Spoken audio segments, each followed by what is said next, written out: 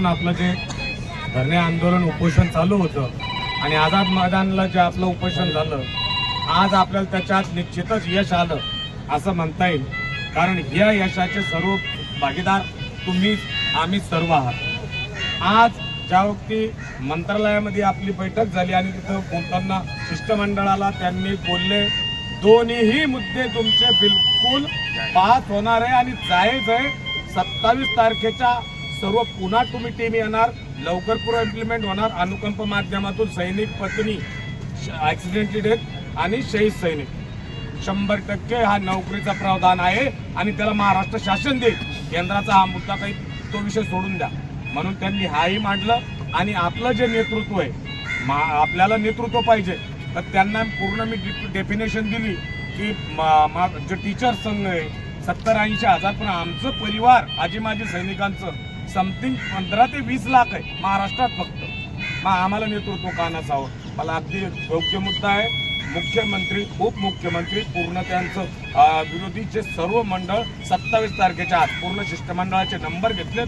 अजून आपल्याला जर कोणाला बोलवायचं तर बोलून हा जो आपला मुद्दा आहे हा लवकरच मार्गी लागणार आहे. जे माणसं आज गेले सर तेच माणसं 27 जातील आणि 25 तारखेचे सीएम साहेबाची मीटिंग. आपला मुद्दा पास होणं महत्वाचं आहे. धन्यवाद। वीर नारियां, वीर माताएं और सभी सैनिक परिवार, पिछले 1 साल से जिस बात के लिए हम लड़ाई लड़ रहे थे, कभी भी हार नहीं माननी चाहिए। कोशिश करने वाले की हार नहीं होती और उसी का ही नमूना है कि आज जो हम 550 से लेकिन ये 5000 रुपये भारी रहे। इसके मुताबिक जो हम विज्ञापन लेके गए और जो हमारी प्रमुख मांगे थी, इन मांगों को लेकर के मुख्यमंत्री जो मंत्री ने जिन मंत्री ने हमारा निवेदन देखा और जो पूरा पॉइंट टू पॉइंट डिस्क्रिप्शन देखा कि क्यों चाहिए हमको सैनिक आमदार, क्यों चाहिए, और महिला परिवारों को अनुकंपा माध्यम से नौकरी क्यों चाहिए परिवार को, इसके ऊपर जैसे बोला कि 2004 से वो संघर्ष कर रहे हैं। जब तक किसी पर बीती नहीं है तब तक वो दूसरों की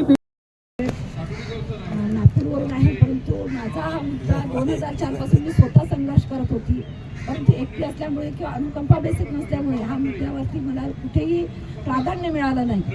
2 मुलं असताना 2 मुलांचं पालन पोषण काय संघर्ष करत इथपर्यंत आली.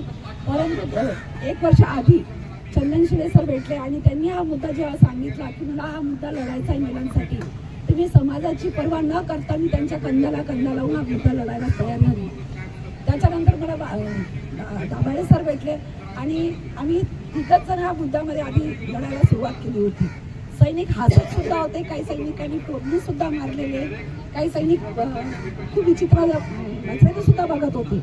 परंतु मला एकच ध्येय होतं की माझ्या वीर पत्नींना, वीर नारींना हा मुद्दा पास करून तेव्हाच मी चुपचाप बसेन. मला लोकांची पर्वा नाही केली. परंतु जेव्हा नागपूरचं आंदोलन आम्ही 9 डिसेंबरला केलं, तेव्हा माझ्या नागपूरच्या सखींनी इतकी साथ दिली की त्यामध्ये सर्वात पहिले जर मी नाव घेईन तर त्यानंतर आमटेके मॅडम, देशमुखे मॅडम, माधवीताई यांनी माझा इतका हौसला बनवला की दुनियाकडे नाही पाहायचा, आपला मुद्दा काय आहे त्याला संघर्ष करायचा. तो संघर्ष करता करता आज आम्ही खरंच साक्षर झालेला महाराष्ट्रातल्या सर्व वीरनारींना शुभेच्छा देते की हा मुद्दा पास होणारच. कारण आज जे मंत्रिमंडळामध्ये आम्ही गेलो आणि मंत्र्यांनी आम्हाला जे बोलले आणि जे आश्वासन दिलं त्याच्यावरून 100% वाटते. हम पिछले 5 दिन से यहाँ पे आंदोलन पे, धरने आंदोलन पे आज़ाद मैदान में बैठे हुए हैं और हमारे आंदोलन का जो मकसद था, जो मांगे थी, 2 मांगों को लेकर के हम आंदोलन पे बैठे हुए। पिछले 13 दिसंबर 2025 को भी नागपुर में बैठे थे, वहाँ पर भी सरकार को निवेदन दिया, शिष्टमंडल ने जाके बात किया, लेकिन उसका कोई असर नहीं हुआ। तो तब जाके हमें इस अधिवेशन के दौरान भी यहाँ पे आंदोलन पे बैठना पड़ा और अभी भी हम 9 मार्च से लेकर के 13 मार्च तक यहाँ पे धरने आंदोलन पे बैठे। पूरे महाराष्ट्र से अलग अलग प्रदेश से, अलग अलग जिले से यहाँ पे समस्त वीर नारियां और हमारे सैनिक भाई आए और इन्होंने सारे कठिनाइयों का सामना करते हुए ये 5 दिन अपने धूप में, इतने कड़ी धूप में, खाने का नहीं, पीने का नहीं, इसके बावजूद अपना यहाँ पे योगदान देकर के इस आंदोलन को सफल बनाया। अंत में आज हमारी जो मुलाकात थी, हमारे मंत्री के साथ मुलाकात थी, हमारा शिष्टमंडल गया, मंत्री के पास निवेदन देके गया और हमारी जो 2 मांगों का जब उसमें सविस्तर रूप से जब उनके सामने रखा तो सही में उनको भी रियलाइज़ हुआ कि नहीं, ये सैनिकों की जो 2 मांगे हैं ये बहुत ही ज़रूरी है, इसके ऊपर विचार विमर्श होना चाहिए।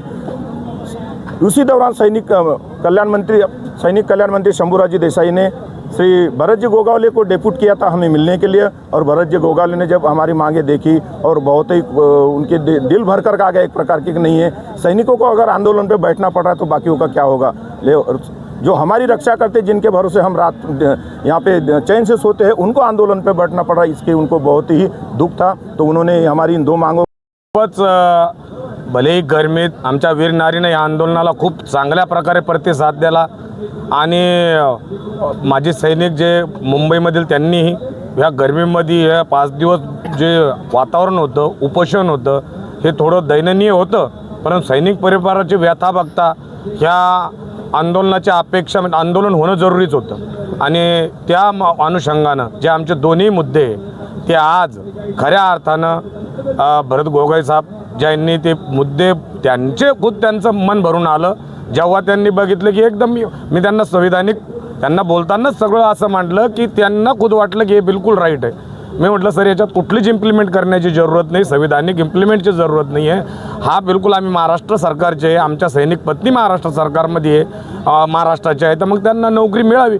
100% बोलले। 1-1.5 लाख जर सैनिक परिवार आम्ही नोकरी देऊ शकतो तर प्रत्येक जिल्ह्यात 2, 3, 4, 5 असत, ते एकदम पॉझिटिव्ह होते आणि आम्हाला नेतृत्व होतं। त्यांना म्हटलं सर आमचं सैनिक माझे सैनिक परिवार आहे 17 लाख समथिंग, तर मग आमचं नेतृत्व का नाही, 1 लाख टीचर आहे त्यांच्यात त्यांना नेतृत्व भेटू शकता आम्हाला का नाही। ते बोलले हे बी सत्य आहे, कारण आमच्या म्हटलं तुम्ही आहे आमचे सैनिक कल्याण मंत्री, पण तुम्ही 4-5 वर्ष समजेपर्यंत सैनिक आलं त्याची व्यथा जाणेपर्यंत तुम्ही दुसरे बदलून येता, पण आमचा जर सैनिक बनला तर तो पूर्ण व्यथा जाणन। तर ते दोन्ही मुद्दे त्यांनी बोलले की एकदम सही आहे आणि हे पास होतील। 25 तारखेला मुख्यमंत्री उपमुख्यमंत्री एव्हरीवन टोटल येणार म्हणे सर्व, आणि तुम्ही येणार तिथं आपण येऊ मांडून याचा लवकरच GR पास करू। आणि तिथं आम्हाला खूप तिथंच म्हणजे खूप खुशी वाटत होती आणि सर्व स्टाफ शिष्टमंडळ आणि खासकर तुम्ही ज्यांनी या उपोषणासाठी इतक्या उन्हातानात नागपूर, अकोला, अमरावती, चंद्रपूर, औरंगाबाद, जालना, बुलढाणा, वर्धा ह्या प्रत्येक जिल्ह्यातून आज आपल्या मुंबईमध्ये आले आणि या आंदोलनाला पूर्णपणे समर्थन दिलं। मी त्या सर्वांचं परत एकदा आभारी आहे आणि जी आमची खासकर 10-12ची टीम होती मुंबईमध्ये 6 दिवसापासून, ती कशा परिस्थितीत राहिली, काय त्यांच्यावर घटाटोप आले, खासकर आमच्या परिवार मॅडमना येणाऱ्या जाणाऱ्यांचे काफी त्यांना सर्व बघितलं। आमच्या हे जे मीडिया पर्सन होती आमच्यासाठी, ज्या आमची सर्व छोटे मोठे न्यूज टाकायला सविता नाईक मॅडम यांनी चांगलं आपल्या हे केलं काम। त्यानंतर सविता इंगळे मॅडम यांनी आपल्या सर्व कुठं सैनिकांचे काय मॅसेज कसा द्यायचा काय द्यायचं ते काम केलं। त्यानंतर प्रवक्ता मॅडम जिन्होंने त्यांचं तर कंटिन्यूच काम आहे, कारण त्या प्रवक्ता आहे आणि महाराष्ट्राच्या असल्यामुळं त्यांचं जे 1 वर्षातलं काम आहे ते महाराष्ट्राच्या, त्याच्यामुळे त्यांना लेडी शिंगमची उपमा आहे। आता खासकर आमचे बॉस आहे जे माझेही बॉस आहे कॅप्टन ड्राफ्टिंग कमिटी अध्यक्ष, त्यांनी ह्या कामात आज मागच्या 6 महिन्यात मला तरी वाटतं त्यांचं 10 किलो वजन कमी झालं असं, कारण 6 फुटाची बॉडी आहे तरीसुद्धा त्यांचं वजन कम झालं, कारण खूप ट्रेस होता।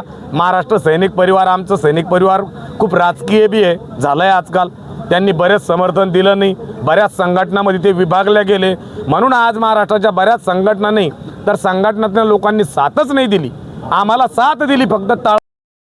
ही आमच्या सर्व वीर नारी वीरांगनांसाठी खूप खुशीची गोष्ट आहे की मी इतक्या दिवसाच्या घेतलेल्या परिश्रमाला आज यश आलेलं आहे। तर सगळं वीर नारींना महाराष्ट्रातल्या मी सगळ्यांचेच अभिनंदन करते। बस एवढं बोलून, कारण माझे ड्राफ्टिंग कमिटी अध्यक्ष आणि डायरेक्टर सर यांनी सगळं तुम्हाला सांगितलेलंच आहे याआधी। बस एवढंच बोलते आणि सगळ्यांचे आभार मानते। मागण्या आपण मागितल्या आमच्या 2 महिलांसाठी आमची एकच मागणी होती, अनुकंपा बेसिकवाली, की जे आम्हाला अनुकंपा बेसिक नाही आहे, जो शहीद सैनिक होतो त्यांना पण नाही आणि जे एक्सिडेंटली जातो त्यांना पण नाही आहे। मुलं खूप छोटे राहतात आणि कमवता व्यक्ती गेल्यानंतर तिची आर्थिक परिस्थिती खूप ढासळून जाते, त्याच्यामुळे तिला खूप प्रॉब्लेम येतात। ती अनुकंपा बेसिक आम्हाला लागू व्हावं यासाठी सरकारकडे आमचं रडणं होतं। आज त्यांनी आमचे आसू पुसले असं आम्हाला वाटत आहे आणि ही आमच्यासाठी खूप आनंदाची गोष्ट आहे। आपण काय म्हणतो और कमांडो चंदन शिवे सर और दाभाड़े सर, इनके सपोर्ट से हमने बहुत ऐसा लग रहा है कि अभी बहुत बड़ी लड़ाई जीत ली है और हमें बहुत खुशी है। बाकी का सब हमारे सर लोगों ने आपको बताया है। धन्यवाद। आंदोलन केलं 9 मार्च पासून, त्यांना अजून माझा सलाम। बता रहे हैं कि आपकी मांगों को लेकर के आपको कुछ पॉजिटिव फीडबैक मिला है। थोड़ा पीछे होना। जो फीडबैक मिला है हमें यहाँ आके, एल्गार पूरे टीम की जो हमें आके 9 तारीख से यहाँ पर आए, जिसे हमारे अमरावती के कमलेश दादा, कैप्टन दादा और director sir Chandan Singh sir और प्रवक्ता मैडम और सब नारियों का धन्यवाद करना चाहते हैं कि हम